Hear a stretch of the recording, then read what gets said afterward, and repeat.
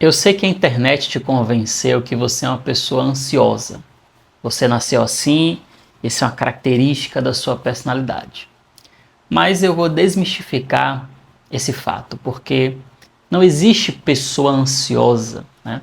A ansiedade não é uma característica da personalidade. O que acontece é que algumas pessoas tendem a ter uma magnitude no sentir a ansiedade maior do que outras. E algumas pessoas constroem padrões psicológicos que perpetuam essa ansiedade, fazendo ela sentir com mais frequência essa ansiedade. E é daí que vem os transtornos de ansiedade. Está muito mais ligado aos seus padrões, à sua forma de viver, de se comportar, de pensar, que te faz se identificar como uma pessoa ansiosa, porque esses padrões te geram ansiedade frequente. E hoje eu vou te explicar o porquê você não é uma pessoa ansiosa, e sim que o seu sistema nervoso ele apenas está vivendo em modo de sobrevivência continuamente. E o que é esse modo de sobrevivência? É como se fosse um estado de alerta. Imagina o seguinte: você está dentro de uma casa, essa casa é enorme e essa casa tem um sistema de alarme. Você está dormindo e de repente esse alarme toca. E o que é que vai acontecer? Você vai ficar nervoso, você vai ficar com medo, amedrontado, em alerta, vigilante. Você vai querer saber o que é que está acontecendo. Mas vamos supor que o que na verdade passou pelo alarme foi apenas um gato pulando o muro. O que é que acaba acontecendo? Pessoas que vivem em modo de sobrevivência, elas acabam o tempo inteiro achando que a sua casa está sendo invadida por um ladrão, quando na verdade às vezes passa um gato, passa um passarinho e esse alarme é ativado. Ou seja, são alarmes falsos. Então, estar em modo de sobrevivência é como se você estivesse com esse alarme o tempo inteiro tocando sem necessidade. Isso ocorre porque o nosso sistema nervoso, né, ele prioriza a nossa sobrevivência. Então ele é rapidamente ativado quando a gente supõe algum perigo. Mesmo que esse perigo ele ainda não exista, seja algo que pode acontecer no futuro ou apenas uma imaginação sua. E o que é que acaba acontecendo quando esse modo de alerta é ativado? Você ativa o seu sistema autônomo simpático. Esse sistema ele é responsável pelo modo de luta e fuga. O seu corpo ele começa a se preparar para que você possa lutar ou fugir, como se de fato você estivesse correndo um perigo em meio à selva. Com isso, seu coração começa a acelerar, sua respiração fica rápida e ofegante, sua musculatura fica tensa, você pode começar a suar, seu estômago começa a embrulhar e você começa a ficar com a sensação de alerta, como se algo de ruim pudesse acontecer. Seus pensamentos começam a projetar os piores cenários e você começa a sofrer com algo que nem está acontecendo. É isso que acontece quando o seu modo de sobrevivência está sempre ativado. E qual é a causa de algumas pessoas terem esse modo de alerta constantemente ativado? O primeiro deles é traumas, vivências traumáticas. Então, se você viveu situações traumáticas na sua vida, ou então você viveu em ambientes muito estressantes, famílias muito estressantes, pessoas tóxicas, é como se você estivesse o tempo inteiro em alerta, porque você viveu um contexto ameaçador, de perigo, de negligência, e você precisou ficar vigilante o tempo inteiro, desde muito cedo. Mas outras causas pode ser emoções acumuladas. Quando você começa a guardar muitas emoções e não processar, não elaborar, não trabalhar essas emoções, o seu sistema nervoso ele começa a ficar em estado de alerta porque existem coisas pendentes. E como se você estivesse sem entender o que está acontecendo com você, e essa falta de entendimento te faz ficar em um estado de alerta, e esse estado de alerta te faz se sentir em perigo. Outra coisa que acontece é quando você é uma pessoa que se preocupa demais com o futuro e vive pouco o presente. O tempo inteiro você está projetando algo de ruim. O tempo inteiro você está pensando que o que vai acontecer é o pior. Você não espera a situação acontecer, você já se antecipa. E se você é uma pessoa que faz isso o tempo inteiro, o seu sistema nervoso ele vai ficar sempre ativado no modo de alerta. Outras coisas que podem contribuir é a falta de sono. Quando você dorme muito mal constantemente, seu sistema de alerta ele fica mais ativado. Como também viver muitos estresses na sua vida, viver situações muito incertas cotidianamente, te faz ficar nesse modo de alerta. O que você precisa é regular o seu sistema nervoso para que ele saia do modo apenas de alerta e ele consiga também entrar no modo de relaxamento. Existe essa dualidade no sistema nervoso autônomo. Ou você está ativando o modo simpático ou o modo parasimpático. Pessoas que se identificam como ansiosas, elas têm dificuldade de ficar no modo parasimpático, que é um modo de relaxamento. Por quê? Porque quando ela relaxa, é como se para ela alguma coisa de ruim pudesse acontecer. É estranho, é angustiante, porque ela não está acostumada. Mas na verdade esse estranho não é que é ruim, só não é familiar. E por você ficar em alerta constante, tudo aquilo que não é familiar, você entende como perigoso.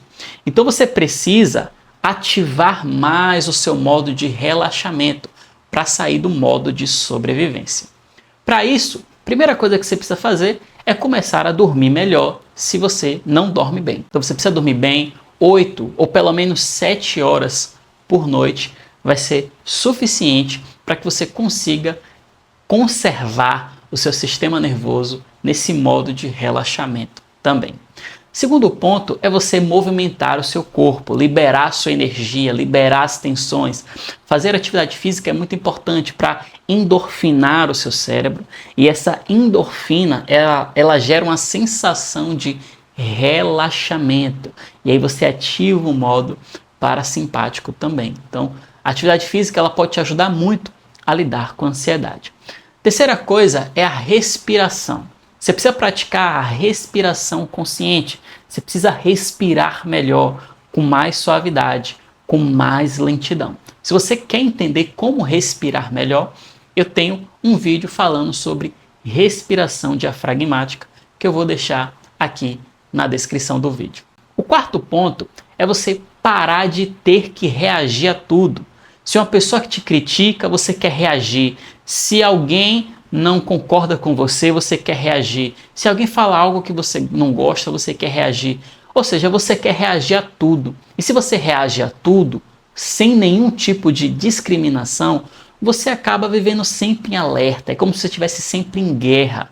Você precisa entender que você não tem que reagir a tudo, que a sua paz vale muito mais do que vencer todas as batalhas, porque nem todas as batalhas valem a pena ser disputadas. Por isso entenda, eu tenho que reagir a isso? Eu preciso fazer algo em relação a isso? Às vezes não. Às vezes você só precisa observar e seguir a vida. A quinta coisa que você precisa fazer é parar de se cobrar excessivamente. Pessoas que se cobram muito estão sempre achando que algo está faltando, que algo está errado, que algo não vai dar certo. Calma, respira, relaxa. Entenda que há momentos para se cobrar e há momentos apenas para descansar, relaxar e aceitar que também está tudo bem. Então, pare de achar que você sempre não é suficiente, que sempre está faltando alguma coisa. Comece a entender que você não precisa se provar o tempo inteiro. Às vezes, o que você precisa é fazer a seguinte pergunta: se eu estivesse dando um conselho para um amigo meu, uma amiga minha, nessa mesma situação, o que eu diria? Geralmente a gente se cobra de uma forma desumana, comparado ao que a gente falaria para um amigo. Porque a gente entende que aquela pessoa é ser humano, que ela precisa ter um limite, que ela precisa ter uma pausa, que ela precisa aceitar que algumas coisas não vão ser perfeitas o tempo inteiro, que está tudo bem.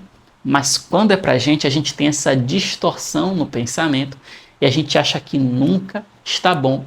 Só que essa cobrança excessiva só nos faz a gente se punir, só nos faz a gente se estressar e viver constantemente em alerta.